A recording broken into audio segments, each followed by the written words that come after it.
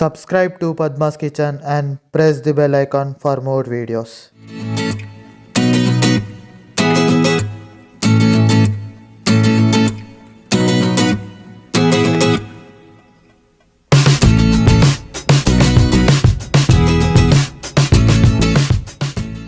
Hi అండి, welcome to Padma's kitchen. ఈరోజు cabbage fry చేస్తున్నా. దానికి కావాల్సిన పదార్థాలు: క్యాబేజీ, ఉల్లిపాయలు, ఉప్పు, తాలింపు గింజలు, అల్లం ముక్కలు, పచ్చిమిర్చి ముక్కలు, పసుపు, ధనియాల పొడి, కారము, నూనె. ఒక గిన్నె పెట్టుకొని గిన్నెను వేడెక్కనిద్దాము. ఇప్పుడు గిన్నె వేడెక్కింది కదా, ఒక టీ గ్లాసు నూనె పోద్దాం.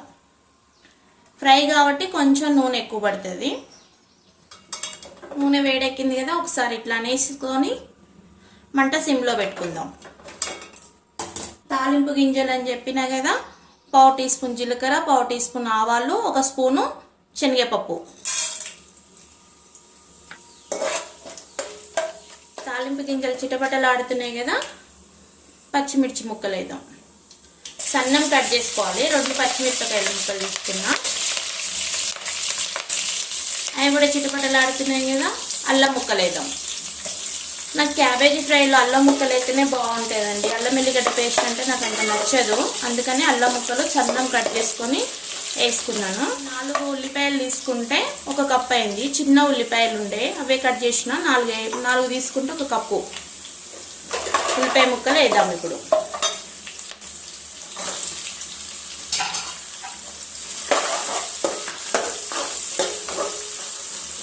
మంట కొంచెం పుల్ పెడదాం.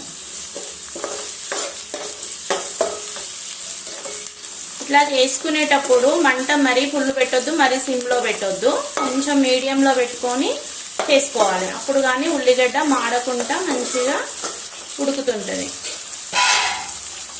ఉల్లిగడ్డ కొద్దిగా ఉడకాలంటే, ఉల్లిగడ్డ టేస్ట్ రావాలంటే కొంచెం ఉప్పు వేద్దాం. 1 పావు టీ స్పూన్ ఉప్పు. ఇప్పుడు దీంట్లో అల్లం ముక్కలు, పచ్చిమిర్చి ముక్కలు, ఉల్లిపాయ, కొంచెం ఉప్పు, తాలింపు గింజలు వేసి వేపుకున్నాం కదా. ఫ్రై అన్నప్పుడు ఉల్లిగడ్డ మరీ రెడ్ కానియొద్దు, మాడిపోయినట్టుగా ఉండకూడదు. ఎందుకంటే మళ్ళీ క్యాబేజ్ ఉడికే వరకు మాడిపోతుంది. అందుకని ఇంత ఉండేటప్పుడే క్యాబేజ్ వేసుకోవాలి.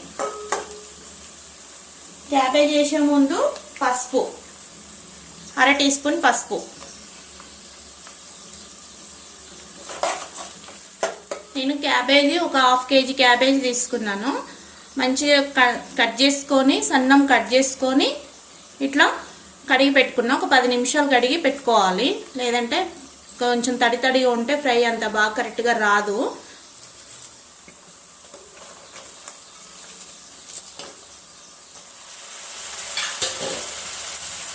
ఇప్పుడు కలుపుదాం. మొత్తం నూనె, మొత్తం పసుపు నూనె అంతా క్యాబేజీకి పట్టేటట్టుగా కలుపుకోవాలి.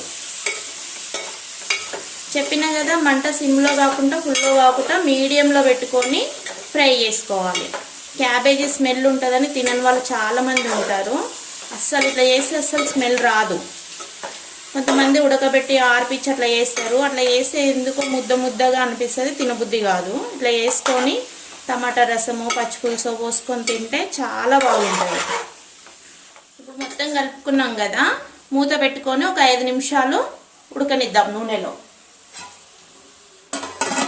5 నిమిషాలు అయింది కదా మూత పెట్టి ఉడికించుకోవడము. ఒకసారి చూద్దాము. మొత్తం కలుపుదాం. కలుపుకున్నాం కదా. ఎప్పుడైనా ఏ ఫ్రై చేస్తున్నా కానీ మందం గిన్నెలో పెట్టుకోవాలి. మందం గిన్నెలు పెట్టుకుంటే ఏమి మాడకుండా ఇట్లాగా ఎంత మంచిగా ఉడుకుతుంది చూడండి. మంచిగా నూనె, వాటర్ అంతా మొత్తం పైకి వచ్చేస్తుంది. ఈ కూర కావడానికి 1/2 అవర్ పడుతుంది. ఫ్రై చేయాలంటే 1/2 అవర్ పడుతుంది. క్యాబేజే కదా, తొందరగా అయిపోతుంది కదా అని తొందర పడితే ఫ్రై మంచిగా ఉండదు, ఉడకనట్టు ఉడుకుతుంది. అందుకే మనము నిమ్మలంగా చేసుకోవాలి.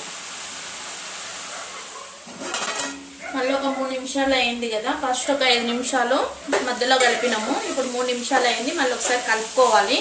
మధ్యలో మధ్యలో కలుపుతూ ఉండాలి, మూత పెడుతూ ఉండాలి. చూసిరు కదా, ఇంతవరకు అయిపోయింది. ఇంకా కొద్దిగా ఉడికితే కారం వేసుకోవాలి. ఇంకొక 2 నిమిషాలు పెట్టాలి. మాడకుండా ఇట్లా మంచిగా ఉడుకుతుంది. చూసారు కదా, అలా 2 నిమిషాలు అయింది కదా, ఒకసారి కలుపుదాము.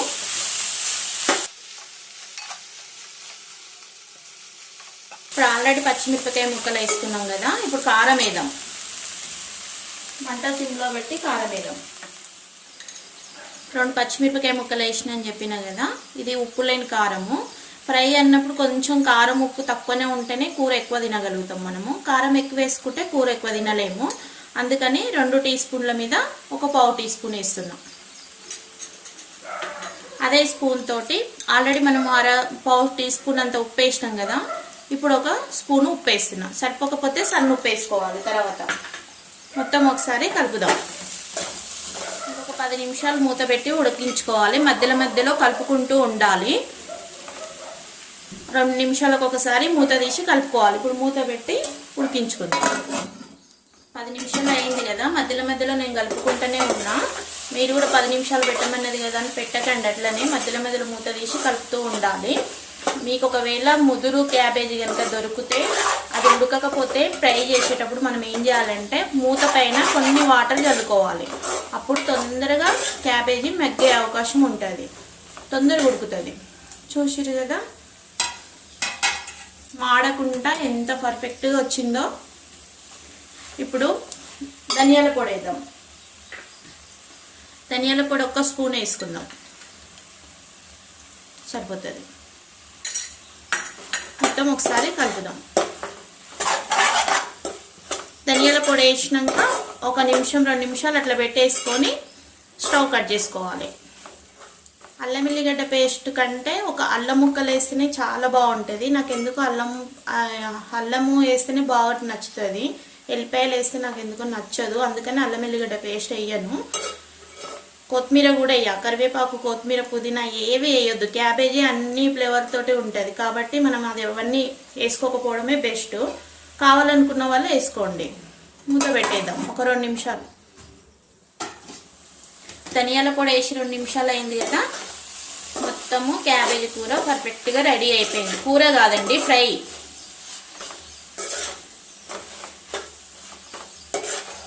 మాడకుండా ఎంత మంచిగా ఆయిల్గా ఉంది కదా. తక్కువ ఆయిల్ వేసుకున్నా కానీ మనకి ఎంతో ఆయిల్ వేసినట్టుగా అనిపిస్తుంది కదా.